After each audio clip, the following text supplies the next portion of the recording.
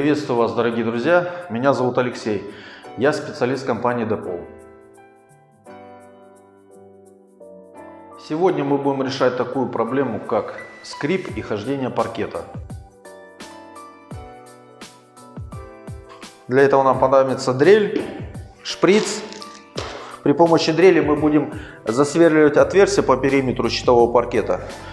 При помощи шприца мы будем заливать в эти отверстия клей.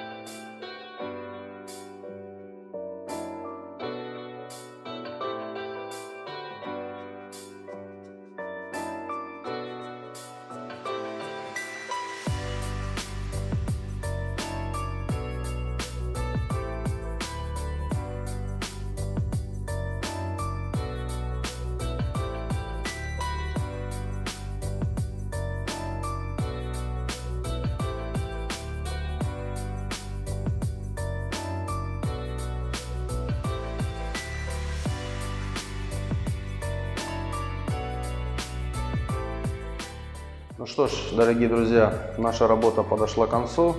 Как вы видите, при помощи эксцентрика мы убрали лишний слой клея, и наши полы перестали скрипеть и ходить.